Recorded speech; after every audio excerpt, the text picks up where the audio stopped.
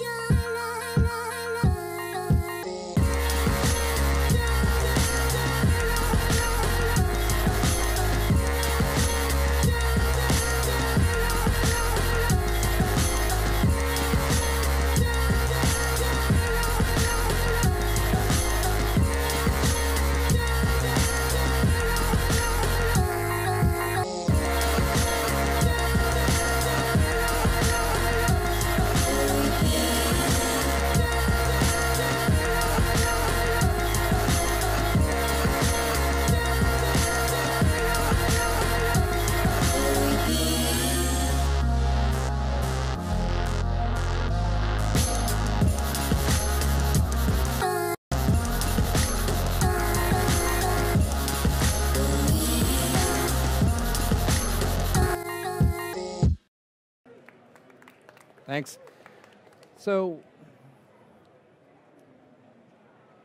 in 2016, I was kind of in a moment of transition where I was just kind of changing up what I was up to. And I had a really awesome opportunity to join this really cool team on a very different kind of project. Up until this point in time, I had, as you were seeing, was doing a variety of, live visual, concert work, music videos, glitch, and all kinds of fun stuff. And there's great opportunity that came up when I met my now good friend Brendan Herzl, who runs BMO out of Los Angeles, and they invited me to be part of their Dream Corp team, which is a little known show.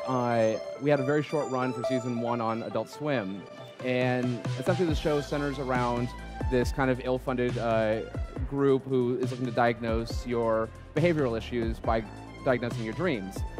They use a lot of ketamines and illicit drugs to do so, so the show is a kind of a weird blend of cool, horrifying, and funny.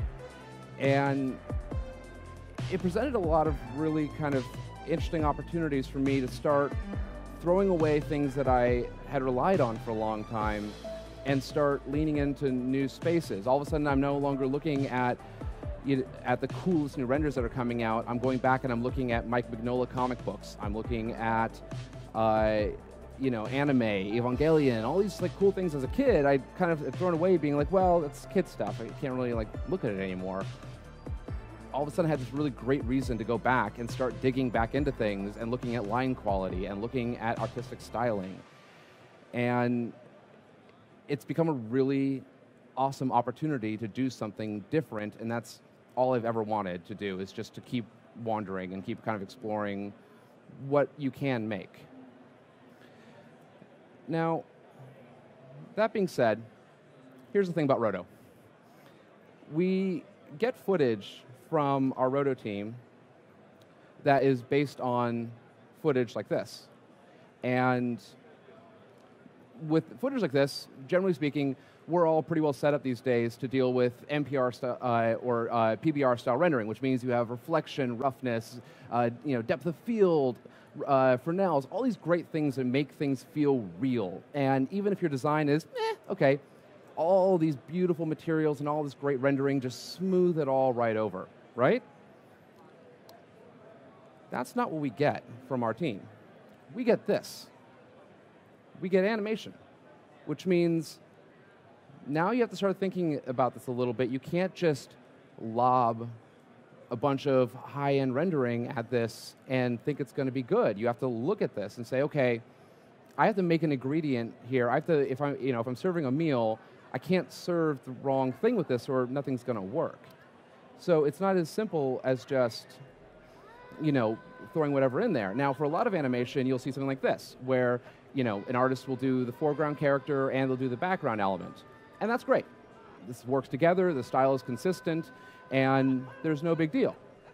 But we don't get many of these shots, and frankly, we weren't brought in to do it the easy way. We were brought in because, frankly, there's just not enough time in the day for animators to cover all of this stuff in the background. You can't have illustrators just be doing all these backgrounds for our show. It's just not going to work. So we were brought in to be faster, more efficient, and more expansive, and help elevate the overall show by bringing our wealth of tool sets from the VFX and motion graphics world into a show like this, and seeing what can we do to really create some problems in a good way. So, as I'm saying here, you can't just stick your character in front of a standard render, like, in front of a physical rendered background. It's this Who Framed Roger Rabbit kind of feel, and that'd be fine if that was what the goal was, but that's not the goal. The team that we're working with worked on Scanner Darkly, worked on Waking Life, and these were all like fully animated pieces that were incredible. And that's what you're up against. You're up against someone who actually sat there and drew everything that was going to be behind, these characters. And the camera's moving all over the place. It's all handheld. We have insane tracks that we're doing, and we got 150 shots in an episode, and we got a month to do it. So you better lock down a way to do this in a good fashion that's not going to crush you. And so, and as I'm saying here, we couldn't rely on Redshift or Octane or any of these other really brilliant render engines because they don't do what we need. We needed to really conduct an image that we could build and really tune to start matching what the team from ArtBelly was delivering us. So we had to develop a new language for ourselves, a new visual vernacular, that all of a sudden everything's starting to feel like it's all contiguous, that the dream is continual no matter where you were and no matter what was happening. And that was, for me, one of the best parts of this whole thing, is all of a sudden I'm going back to kind of my art school days of like looking at like composition, color palette, line quality, all these things that help compose a scene, knowing full well I don't have any of the cool, fun, free stuff that we get with a PBR rendering system. Nor do I have the ability to have a whole bunch of guys kicking around for some insane NPR system that someone's hand painting all this stuff. It has to be procedural and it has to be fast now. So it's been a really like big journey for us in terms of trying to kind of get through here and figure out what the tone and treatment is that's going to make all this stuff to work together. That's going to make it feel like we're making something in the same way that the Roto team and their illustrators would do if they had to do it. How can you model something that looks like something someone would actually draw? How do you make that work? And we're starting to get there. I don't think we'll ever fully be there, but I think we're starting to get somewhere. And it's getting really interesting now. And we're now locking into a look, and now we have a method of operation to do this. So let's just really quickly talk about the baseline of what are you doing. It's all like really like, aggressive talk you have going on here. So here's the dock. Everyone's had a dock. So what we have here next to him is the standard default cinema texture, right? When you just double click and make a texture, this is what you have, right? And one of these things looks not like the other. Look at what the dock has. He has some basic toning and shading, but there's no gradient, no real reflective, a little bit of highlighting happening here and there, but ultimately it's a matte image of some kind. So let's start getting things feeling more akin. So what I'm going to do is I'm going to hop in here, and the first thing that we do is we're going to flip ourselves from Lambert over to Oren-Nayer, which one of the guys on the team called out pretty early on, and it was a really big pivot. Also, quick timeout, huge shout out to EJ and everything he's been doing on iDesign. I raided his site when I first took on this project and had to play a lot of catch up on like, how can you do sketch and tune and cell and things like that without having the time to do sketch and tune? Because, again, got to render fast. So he has a bunch of great workflow hacks and a bunch of stuff that we were able to look at and abuse and tweak and kind of rip apart and deconstruct and then put back together again to make a look for us that works for what we need. So, anyways. So we're flipping over to Oren-Nayer, and we're going to go over here and we're going to crank up our settings on this and on this. And here's the fun thing with why the standard renderer is so great is these are all just suggestions. These little sliders, usually I'll boost way over it, okay? You're not really being able to see much of a difference. Why? Because the reflectance is still there. Let's get rid of that. So if I crank my diffusion fall off, go 200, and now all of a sudden, make sure this is displaying the right way. Now all of a sudden we're getting a much sharper edge. Let's actually activate the render region here so that way it can actually show us a more informative look. And again, it's fast. We're actually being able to use the multi-threading of Cinema, and so we're not getting any pipeline chokes. If you have one of those honking multi-threaded beasts at home, you can use that, and no GPU, which is also nice to not have to be roasting your home on that. So you can see here, now all of a sudden we've gotten rid of our gradient just by overcranking the diffuse fall off and the roughness, and it's basically averaging it out and creating a higher contrast ratio, so that way, but it's still reactive to light. We have a physical sky in here, and if I was rendering with GI, you would get all that fun bounce, but I don't care. Honestly, we don't use physical sky. We tend to use an infinite light, because that, all of a sudden, again, I was mentioning Mike Mignola, Sin City, all of these like really strong, heavily lit looks that have a lot of just really sculpted lighting throughout the scene. So a linear light's great for us because essentially we usually have one or two lights in the scene. We can kind of do a little bit of edge lighting, and all of a sudden we're getting like that nice deep shadowing. And so if I take this guy and let's just really fast, just gonna pick that over to the dock. Like now all of a sudden, this is starting to look more like how he's lit, right? And so now all of a sudden we're starting to get somewhere. Now let's say that I wanted it, we can see that the dock has a little bit of like speck showing up on his cheek, right? We want to get that back? Okay, we can do that. And we actually can do that with the reflectance material. So we're gonna go in here, but we're not gonna use the modern version of it. Even though there's all these really great things that again are feeling like that PBR rendering style, we actually are gonna go a little old school and go back to Phong Legacy.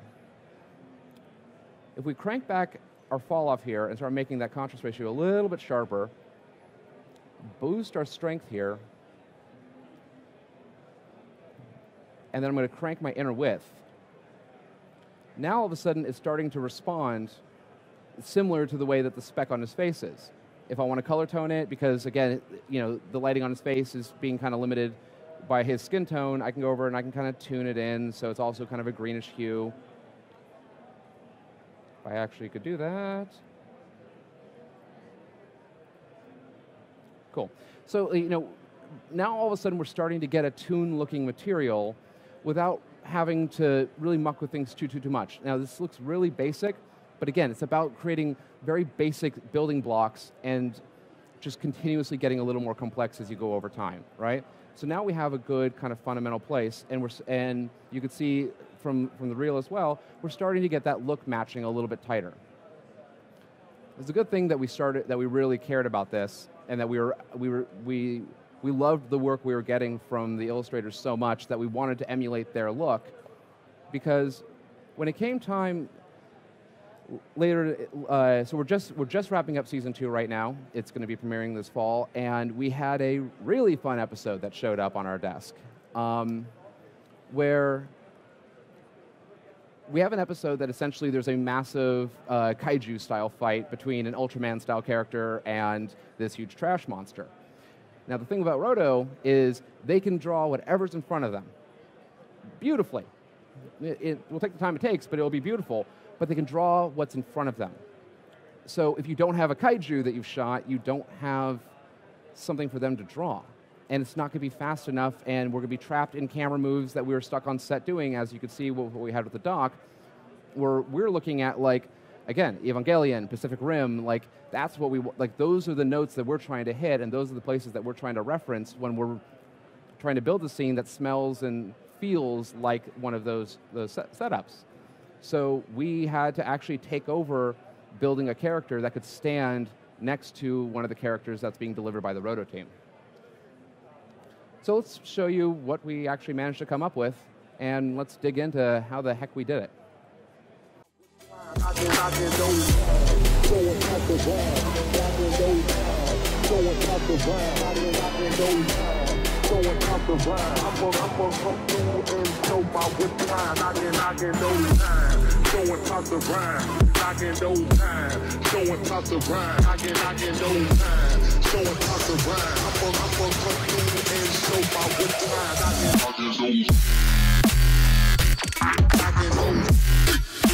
I So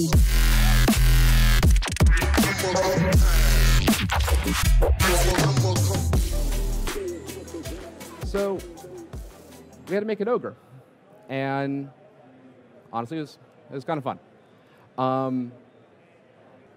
Let's dig into it a little bit. So we start off here with a very base sculpt. I went into ZBrush, and it's just what I'm comfortable in. Sculpt tools in Cinema are great. I just grew up using ZBrush, so you work with what you know. And I had to go through and I had to kind of sculpt this like kind of hulking, Zaftig fellow that kind of matched the look of our character, and kind of got that all working. Felt like I was in a pretty good place. But again, we have a very tight timeline here. We have to, we had in this episode, I think there was, Brandon, what was there? There was probably like 90 shots total, but 40 shots of the fight scene, right? And we were on limited asset of time and a lot to do. So I don't have time to go over and rig it and then paint all these things on there and then weight them and hope that it works and pray that there's no notes that come back. You have to build it from the start knowing full well that you can be a week into this thing and someone's going to have a really good idea and you're going to have to pivot like that. And you don't have an animation team that you can rely on. There's 4 of us doing this. It's not a huge studio. There's 4 of us. So people own everything from their scene development to their comping to their modeling to their animation to their camera tracks. You better own your scene.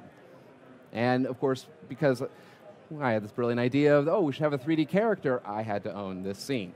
So I went through and I got my baseline model taken care of, nice and light, pretty tidy. Sent them off to Mixamo because its auto rigger is great, and it's a really good baseline start for you. Even if you don't even want to use their MoCap, their auto rigger just works really nicely. So we have kind of a baseline here, and let's pull up our layers.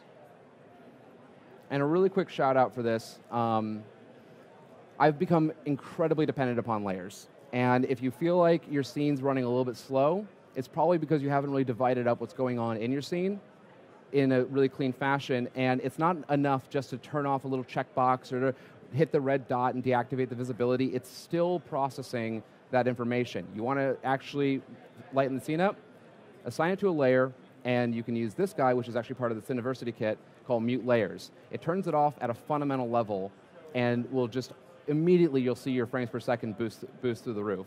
So if you're not using layers, you're doing yourself a disservice because you're slowing down, honestly, the speed at which you can iterate on what you're trying to do. So let's start activating some of these little bits that we've made here. So I didn't make them mutton chops. It's actually hair, but it's offset, right? I made the hair after I'd made the character. So let's go over and turn off the skin. Oh, okay, now it's lining back up again. Well, I want this hair to be wherever the head's at, and I don't want to have to sit here and paint weights for the whole thing. Really nice little function that I feel like is not used nearly enough by people is the surface effector. So I'm going to go through here, and I'm going to hold down. Sorry, I'm usually on a PC. I'm just going to do it again over here. Do another surface effector. Let's open it up so I can see what I'm doing. I'm going to grab both these guys.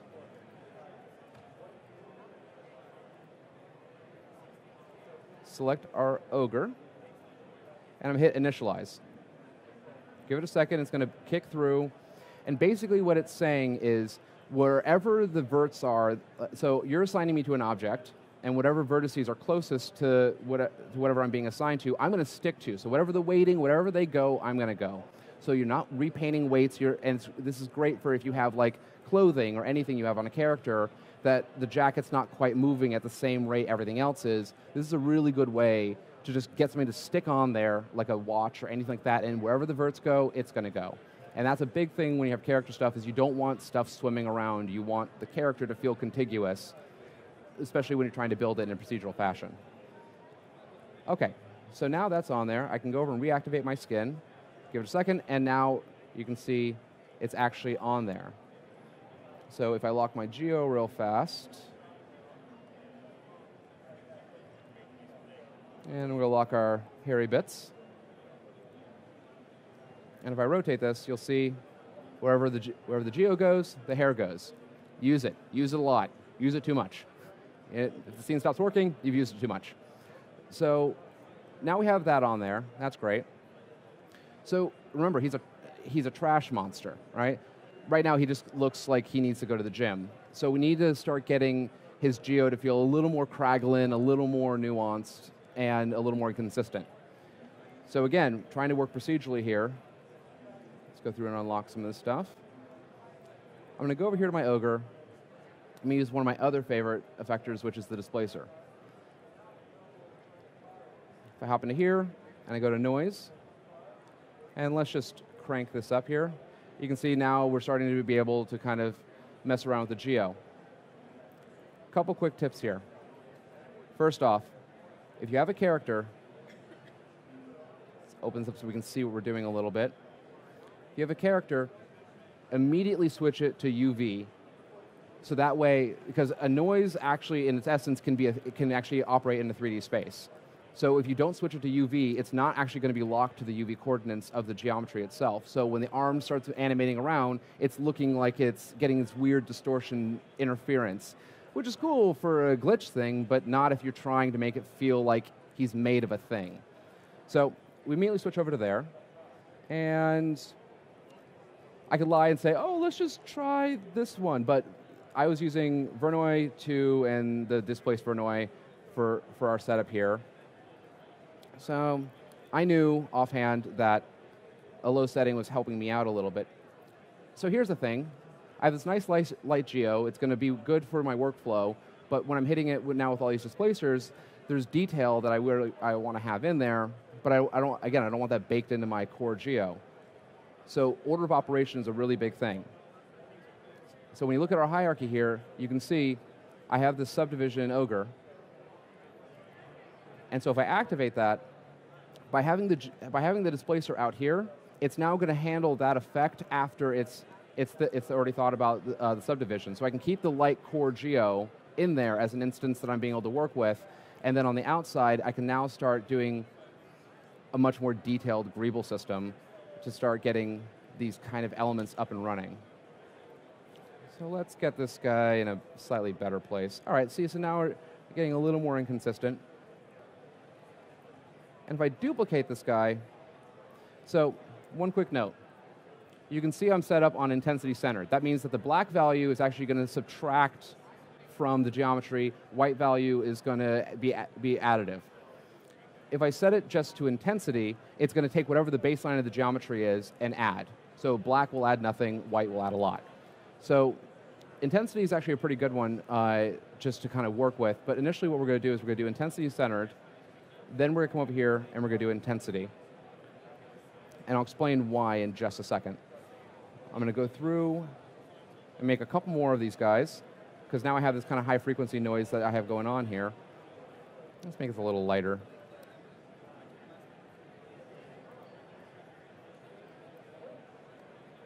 So I'm just looking to kind of like edge up the look of him just a touch, but nothing too crazy. And now I'm going to go over to my Displace Verneuil, and let's make this a little bit bigger now.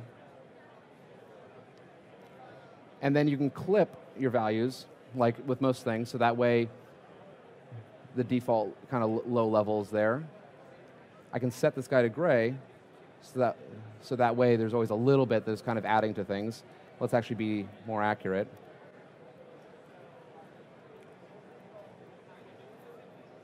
And now, let's do something a little bit crazier here. Now it's too much.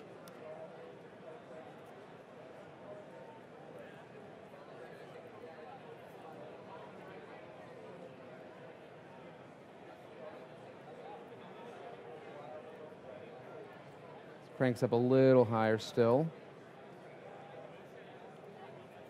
And now we can kind of start backing off of our low clip. Make sure we're set over, yeah. There we go. So now we're starting to get this kind of gnarlier geo going on here. If I add another one of these guys, And I'm going to tune him down. Ooh, he's getting a little nuts now. But one thing you can do, and the reason why I'm kind of duplicating this stuff, is when you take two instances of the displacer and you stack them, essentially what they're doing is it's taking the normal's direction of your polygon and it's pushing it out on the z-axis, right? So there's a difference in having two instances of a displacer versus one that you've cranked the values on. When you take a second actually instance of the displacer, it's now not only pushing the values out, but now all of a sudden I'm starting to actually get these folds that are happening because the first step basically disrupted the actual area itself. And then the second step takes that now new bent poly and sends it out on its idea of the z-axis as well. So you can actually start creating these kind of folds and areas of kind of cavernous, kind of greebly, just gnarled, knotted kind of texture. So now he's looking a little more inconsistent. He's looking a little bit nastier looking. And I could honestly sit here messing with noise for the rest of the day, and you all would have long since left. But let's call this good. But there's a problem, though, in that we've totally broken the things that were working about him are now just totally dead. So let's take a quick second, and let's try to set the table for ourselves a little better. If I go through here, you can see I've already done a selection from previous, but let's just do it fresh. Okay? If I go through and I select the head,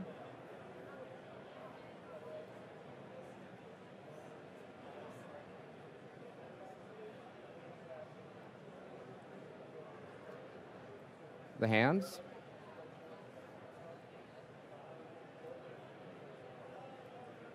make sure that, yep. And I go over here and I say, set vertex weight. Actually, before I do that, I'm going to invert the selection. What I'm doing right now is I'm essentially saying I want this area to be affected by the displacement system. So I can go over here and I can invert it. So now he has kind of this nice cat suit going on. I'm going to set my vertex weight to 100%. Great. Now the cat suit is very present.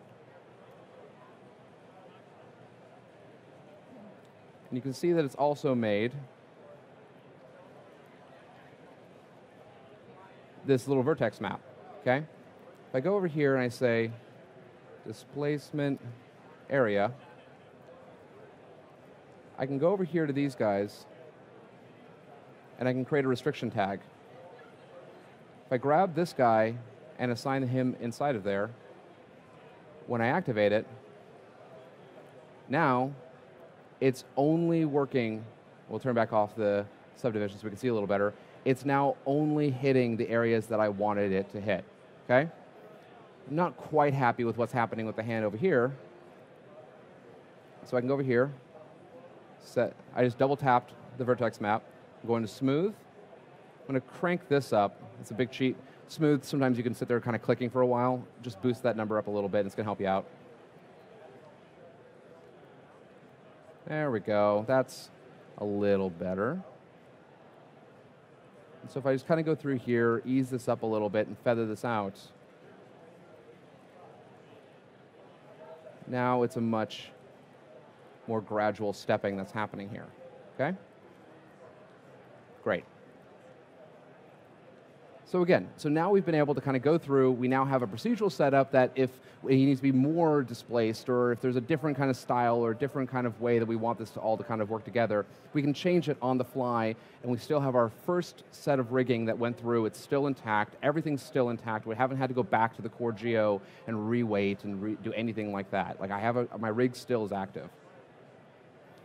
So then the next part was he's made of trash, which means we have to put trash all over him.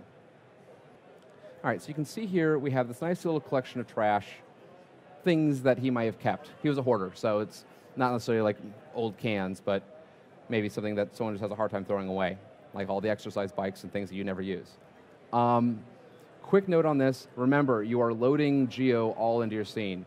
Doing a little bit of cleanup work and having light geo for your cloner is going to make your life a heck of a lot easier. Now, we didn't have the multi-instancing that's now part of R20, so I could have been a lot sloppier than I was.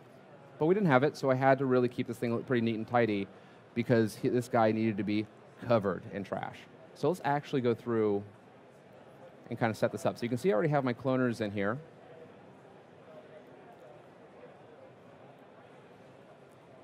And you can see I already kind of had this up, so let's just clear that out altogether. I'm going to go through, and I'm going to select my ogre. And I'm selecting the core ogre, not the subdivided ogre. Because the subdivided ogre, it would now need to be calculating that higher geometry in through the cloning system. It's not necessary. You just, like, that level of accuracy is not going to be necessary just to get the objects to stick appropriately to him. Go over to there. All right, cool. He has some junk on him. I have my bags and boxes. I'll do the same thing.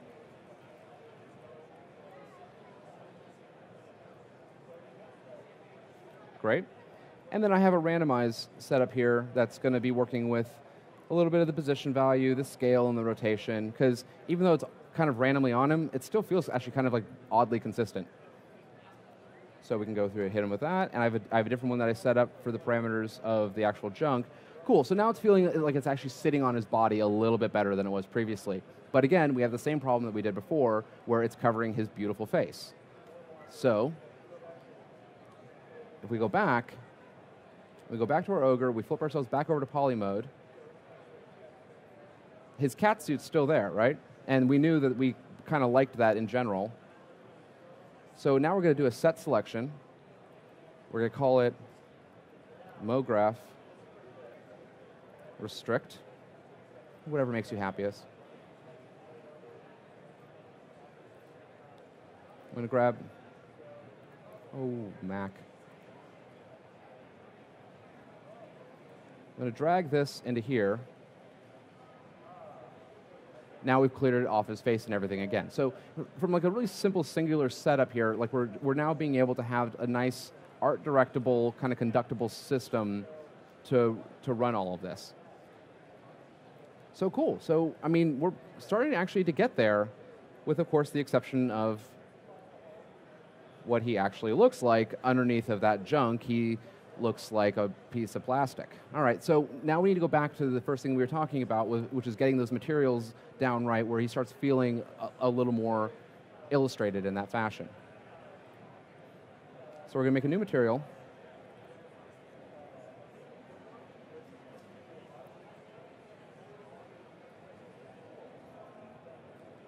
Toss it on our ogre.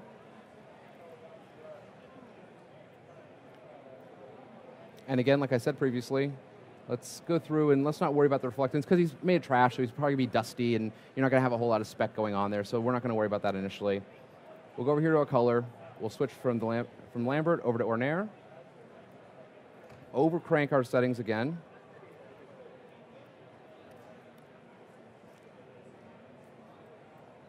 You know, this time let's just go 100. Ease up on that a little bit. And then let's just hit him with a noise just to kind of break up the material a little bit.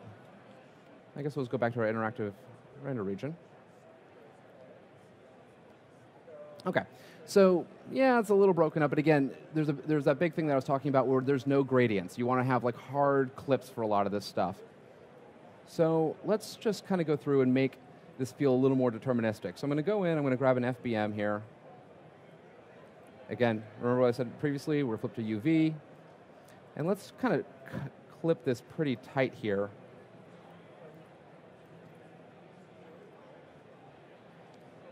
Okay. Kind of looks like a cowhide, but it's fine. I'm going to boost the size of that here. That's kind of cool. I kind of like the way the eye's getting highlighted there. But it's too dark, so let's go through and set it. Give this kind of a mud flavor.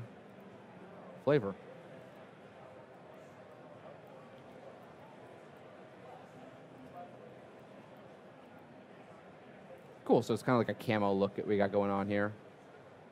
And I can drop down my octaves, because it doesn't, again, we're constantly trying to remember how would the Roto and Illustrator draw this guy, right? He's not going to sit there and for every single frame have this insanely detailed, kind of greebly, super nuanced texture. He's going to make a box, he's going to do something that the hand is quick to do. So you have to constantly be thinking about how would your hand move when you're trying to actually draw this character. So you're really trying to constantly remember, if I had to draw this guy, how would I draw him? What is the reductionist approach that I would take in order to communicate the basic information? And we found ourselves like looking through comic books, like, of other trash monsters from comic books, and it's like you'll see like, oh, a bunch of like little like detaily stuff, or like Mike Mignola might have it where there's just like a little like bunch of black bumps that are kind of like roughly like alluded to without showing the inner detail. So we were kind of constantly threading this needle of exactly how much detail do we need to have while it's still reading as an actual trash monster. So the only thing that now is my issue is I can't really see his face. So this was actually where we started using the diffusion a little bit, and I'd never really messed around with it too much until this. But essentially what we're being able to do here is, like, if I go into here and I hop into my fall off shader, rip out this guy, toss this up to here.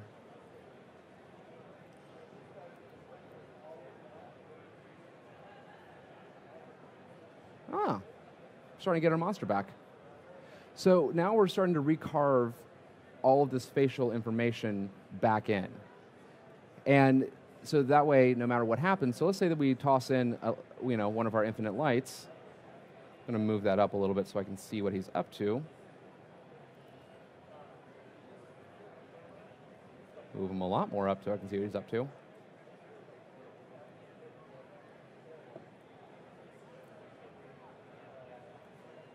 So no matter where the lighting is at, I know that I'm going to keep that core fundamental detail on his face no matter what's happening, which is a big part and parcel of it, because like once you have that look kind of set, you don't want like the face to be changing its look too much, because again, when we look back at like the Doc and the other characters, they have a consistent look that they're drawing on them throughout the entire time. So you want to have that same level of consistency. So trying to kind of bake in your directional elements is going to be a really kind of powerful aspect. So that was kind of a big point and win for us, and then we can kind of hop in here and we can still go through set. We're really big on the ray traced hard, because again, you want no soft lines, no soft gradients of any kind, and it starts kind of recarving things in a really nice way. Oh, but we kind of lost his eyes. So let's go over and, might be because we have no textures on the eyes. Let's make one a new texture. So one thing that comes up with us a lot as well is because I could fight back against some of the shadowing on him by using a luminance texture to kind of help illuminate so nothing ever falls fully to black. The problem is that when we do a lot of multipass compositing to kind of rebuild the looks in After Effects, and if you start kind of polluting your multipasses too much, where you have a bunch of weird stuff in the luminance that really shouldn't be there just because you're trying to get the final image to look better, like you can have your specular, your reflection, you can have your luminance, your color, your diffusion, your depth, all these things you're going to use to really conduct and rebuild your scene. And you don't want to be kind of polluting your multipasses. And we were finding that when we were throwing luminance into other materials, we had a hard time if I want to have the eyes glowing, I now have to like start messing with my multipasses that I've gotten out and start clipping things, and it starts getting a little jaggedy. So now we really try to only use the luminance for things that are actually in composite. We're planning on actually having be a luminant material, so it actually glows and has like some kind of like energy to it, but it's cool. So like now we're starting to kind of get back to a place where like it feels more illustrated in his kind of base form and structure. So now we have to animate this thing. You have your kind of basic build. You're pretty happy with it. It might change, but it doesn't matter. We need to get animating. The director and the editors, they need to see the shots, okay?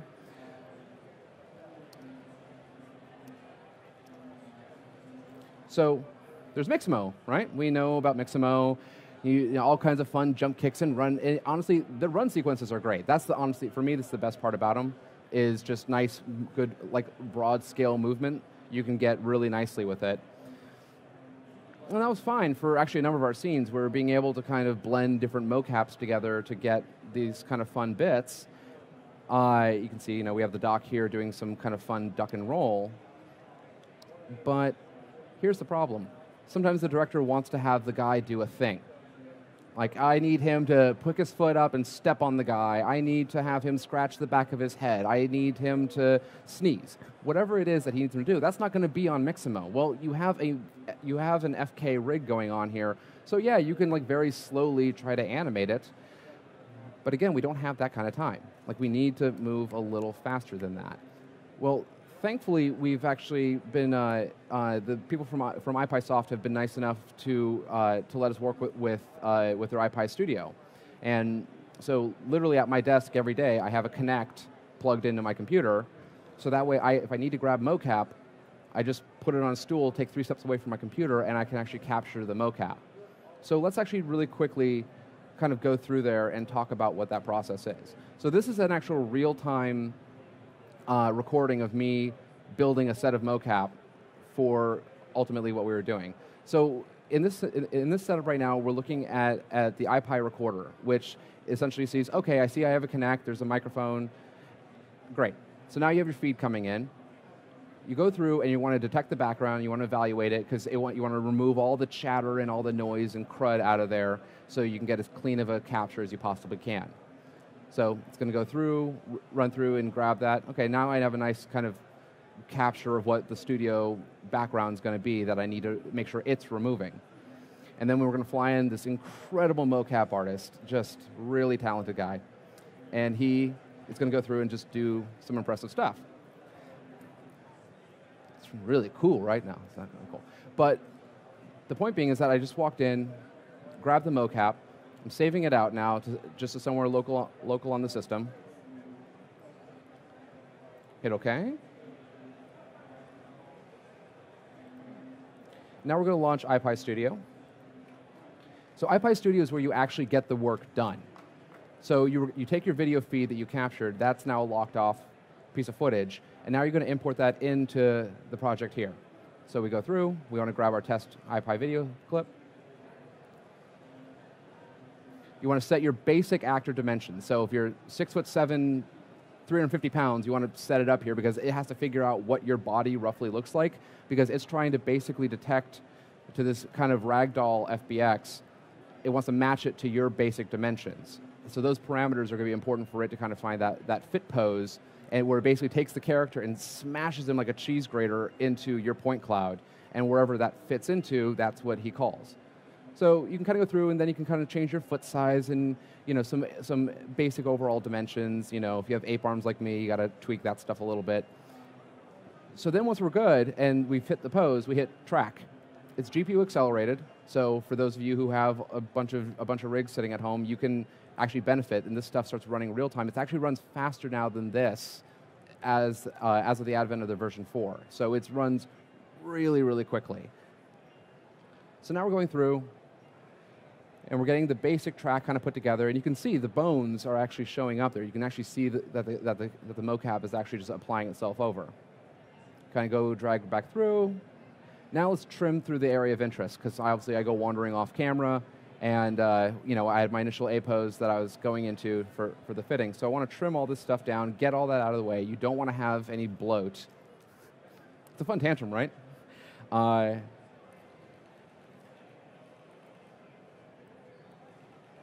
Cool, and there's kind of our basic animation. I can go through, I can like close the hands, I can do some subtle pivots and other secondary animation. But then the other big thing is I can actually remove any like jitter or noise to it. If the feed wasn't that great, or there's a bit where like the arm like blips in a strange way, you can do this nice temporal smoothing to each one of the sub, like if it's to just the legs, the arms, the back, the head, whatever it is, you can kind of go through, and it'll, again, in an accelerated manner, push through and smooth out all of that animation. Cool. So we, in a span of a few minutes now, have a piece of MoCap. Well, all right, but is it going to work with what we need?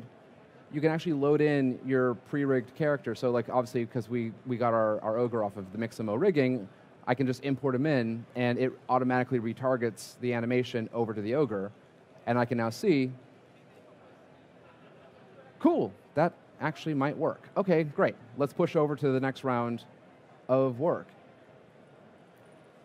So we go through, we'll save it out as an FBX, your kind of standard information.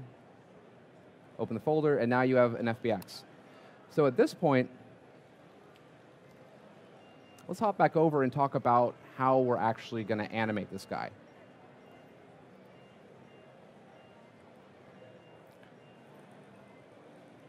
So, let's make a new scene. So one of the big parts that, because of the fact that we were shorthanded, it means that we couldn't just import this model and this animation into a bunch of different scenes, because if we needed to make a change, I didn't want to have to open up all these scenes and pray that I could remember all of the settings that I now had to tweak and redial all those in.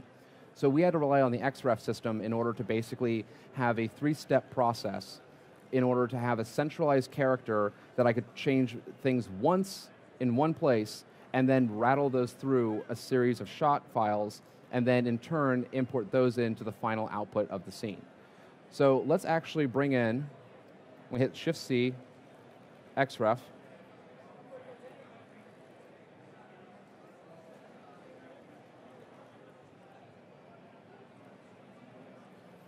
So I have my Ogre template.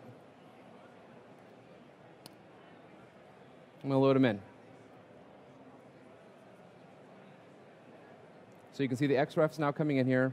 Give it a second. It has to go through and load all of the textures and materials, so you just want to make sure it's all in there in a good way. He's a little heavy. So what we're going to do is what we talked about previously. We're going to go through, and we're going to mute all of our accessories. Now it's a little lighter, okay? So if I go up to here and I go animate, add motion clip, let's call it T-pose. I've now created a motion clip system that is going to include all of his animation. When I hop over here into my timeline and swing over to my motion clip system, you can see now there's this range of the T-pose. I'm going to blow that out. So what we were doing each time is, because I can go through now and I can save motion source as, and I can call that out as an actual motion source that I can call upon later. So for our purposes, what we ended up doing is we actually created this whole arsenal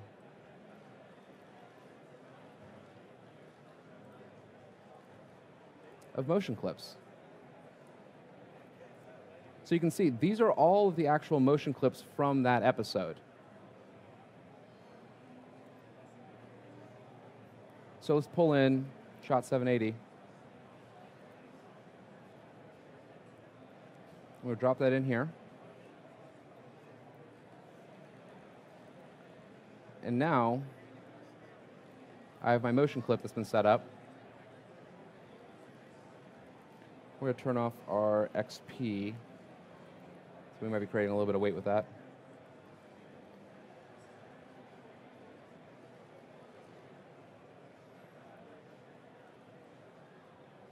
And now we're getting our clip. Let's open this out a little bit wider. And you can see, cool, we have our motion clip. And when we turn everything back on,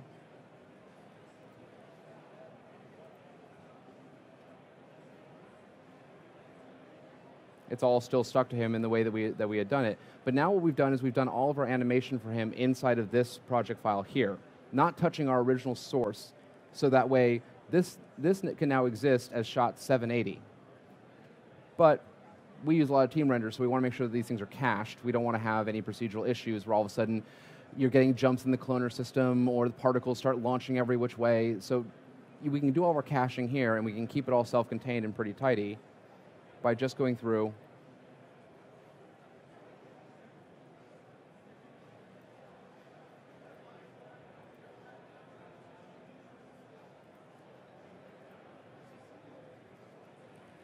and assigning an actual motion MoGraph cache.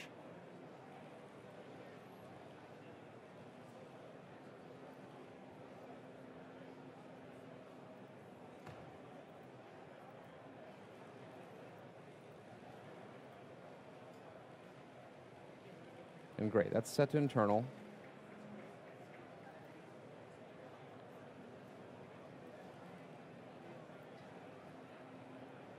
And we're say bake.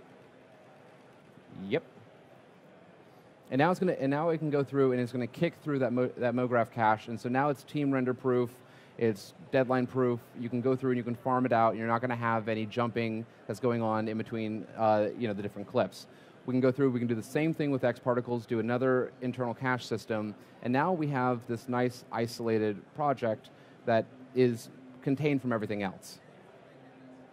We'll give it just one quick second to try to finish this thing up. Worked a little faster on the PC at home.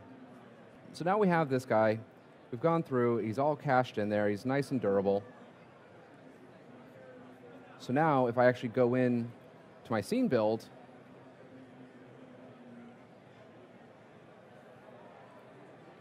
again, Shift-C, Xref, add Xref.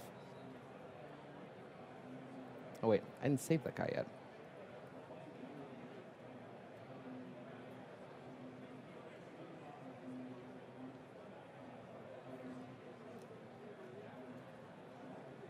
Let's call it 780 animation.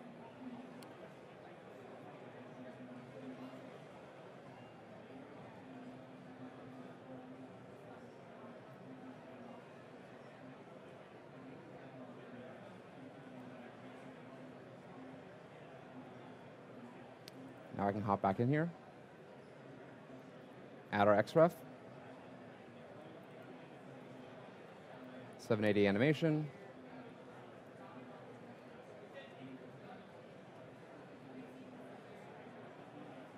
You can do it, system.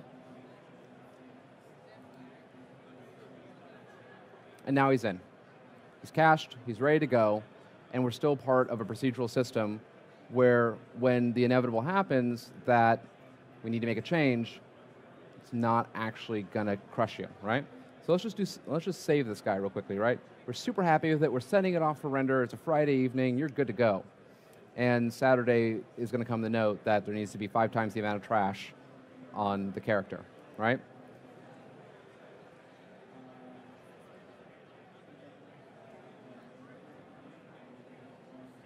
So if I go through and I go back to my actual Ogre source, I say open for edit.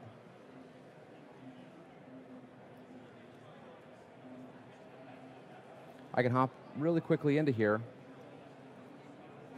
and say, okay, cool, you need more trash? Fine. You get more trash. Already has the trash pretty high. Let's see here. We'll give him 1,000 pieces more trash.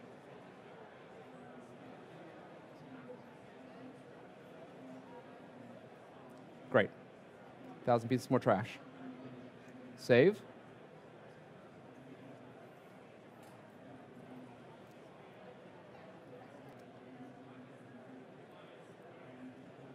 I clear my cache. I can now just really quickly, just by opening up the project, I made that change once, and basically I would just need to go through each of my separate project files that I had created for this thing and just recache this guy, and it would automatically repopulate all the way back down the pipeline over to the final product. So essentially, once I make that change, I can just re-queue all those renders that I had going on, and I didn't have to go in there. I didn't have to start mucking around with the main project files. I wasn't having to re-import stuff or pray that I could copy and paste the things back into any kind of main scene file. I could just make the change in as few places as humanly possible and be able to repopulate it. And it worked. This is why you build stuff like this, is so that way when something happens and there's a problem, you can actually make the pivot and you're not like, oh, well, that's going to take a long time, and I don't know. Like, and we still said that. We were still concerned about it overall with the timeline because we were done with the episode. But, I mean, we got it done in a matter of a couple days. You know, just kind of solo sword and board, just pushed right through and got it done. So, huge opportunity for me to figure out why you do things the right way. And this is the actual shot itself from that scene.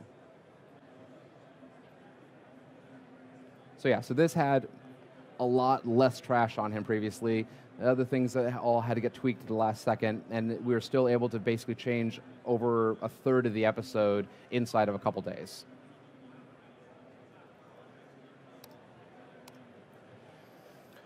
So this was cool, and And we're almost out of time here, but I do want to show one more thing, because there's always more that you can do. There's always deeper that you can go, and there's a deeper sense of integration that we're looking to do as we kind of continue to move forward. And so I want to introduce you to our Buffalo Bill character. So one of the things that we were looking at is how can we tighten our relationship with the roto team? Rather than just being like, cool, we can kind of do what you do, but not quite, how can we actually start like developing assets and sharing them amongst both parties? So for the case of our Buffalo Bill character that we have, we actually went through and we actually got roto from Scott, who's one of our incredibly talented illustrator for us. And he actually went through and he actually like gave us like a single quick carve of our main patient. And now we're being able to and so now all of a sudden we were being able to start painting and sticking on some of these textures and materials onto the UV.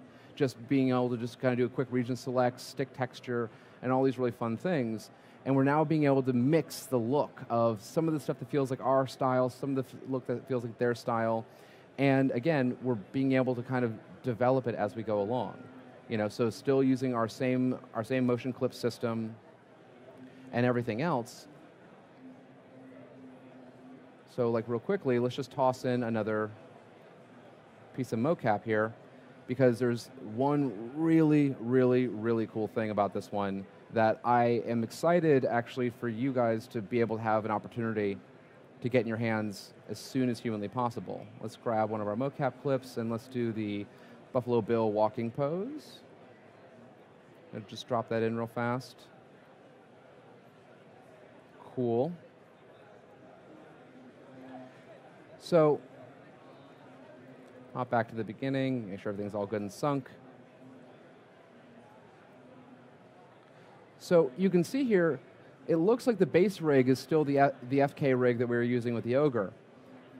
I reached out to Brett Bays, who is awesome, by the way. He was instrumental with this new build. So essentially what he's working on right now is a new IK rig that will accept animation from Mixamo and then allow you to do tertiary animation on top of it. So now you can have this base level of MoCap that you have going on. And let's say, you know, because obviously if you have some guy like me doing your MoCap, it's not going to be very good. So you want to be able to tweak it, you want to be able to have something you want to change about it, and you don't have to go back and re-record the MoCap to start off with. Or if the Mixamo that you have is pretty good, but you know the head needs to be in a different position, now you can actually start editing this stuff on the fly and being able to give that kind of secondary animation. And if you actually like animation, you can really start to sweeten and kind of juice the scene by adding these extra layers on top of there. So I'm going to go over and let's just really quickly to keep things light in the scene. So we can see here that we have our Buffalo Bill character, and he's just walking along, right? Well, let's say we want to have it be a little more dramatic. So we want to start off with the head tilted down, and we want to let him walk for a second, and he's not walking long enough. So we're going to pull up our timeline again, hop back over to our motion system, grab our motion clip, and we want to loop this now, and we want to do a relative loop. So now he can go for a nice long walk. Okay? So let's say by around here, we want to get him to kind of look up. So I'm going to make it even more a little more dramatic. Set a keyframe here, just run forward, and now bring up the head. Now this looks really easy what I'm doing here. It is not when you're trying to deal with your MoCap. It is not when you're trying to go through and blow out keyframes and readjust stuff or even re-record it from scratch. Being able to really quickly and easily just animate on top of your MoCap is a incredibly powerful function that I'm hoping can get into your hands as soon as possible. We're trying to work right now to kind of clean up a couple small bugs with it, but the main thing here is I had no idea, I still to this day have no idea what I'm doing. You're just kind of figuring it out and you're fuzzing it along as you go. But I went from a place where I was in, Octane, and Xparticles and all these like really cool third-party renders that do really incredible stuff, and then I was given an opportunity where I had to make more content than I've ever had to make in a very short amount of time, not using nearly anything that's third-party. I had to go back to my basics. I'm back in standard renderer. I'm back in in basic animation systems. I'm not using fancy particles for a lot of this stuff. I'm using jiggle deformers and all these things, and you know what? It's durable and it works. And it's sustainable. It's forcing me to be a better designer, frankly. Like, I'm not relying on the sweetness of all these fun toys that can help whiz-pow you right past the fact that the design itself is a little weak. Like, if my design stinks here, you're going to see it because there's not much else to look at but the design. So it's been a really great opportunity, and we have an amazing team. From Daniel and Kaylee, who are the higher ups, to Brandon Herzl, who runs the studio, to my team. It's an incredible group of people who are all so open to opportunity, experimentation, failing face first, and being able to get back up again, and understanding that we're all kind of learning how to do a show together a little bit. But with that being said, if you want to find any more information on me, my personal site is at alchem.tv. You can find me on Twitter at bparvini. I'm usually ranting about people not having educations, or Instagram, which I may start actually posting back on someday. If you want to find out more about the show, you can go to bmo.tv, which is the studio that we're doing this with. Awesome, very, very cool place. It's been an amazing home to me, super supportive. I can't thank them enough for what they've done for me. And a quick shout out to the guys who I wouldn't be here even talking about any of this stuff if they hadn't really showed up so hard for us. And so that's Alex Braddock. We have their Twitter handles over here. We have Alex Braddock, William Mendoza, Keller Crawford. That is my team. That's it. That is who is in charge with me of getting all this pressed out. 16 episodes, just pressing this thing out. We've been on the submarine for about a year now, and we're just about to dock. Big shout out to Mike Garza, Scott, and the whole Art Belly team. They constantly inspire and frustrate us in such a great way. I can't begin to explain how much we appreciate. We know how hard this is for them, and we're trying our best to be patient, as long as they do too. And then a huge shout out to Brett Bays, who had no reason to help us out, except for the fact that he just really passionately cares about other animators and cares about cinema. And the fact that he threw down so hard in helping get this rig set up and supporting a guy who has no business being in character animation and helping him kind of thumb through the way that I have, it was super, super awesome of him. Check him out. He's brilliantly talented and has a huge Cineversity set of tutorials. Thanks.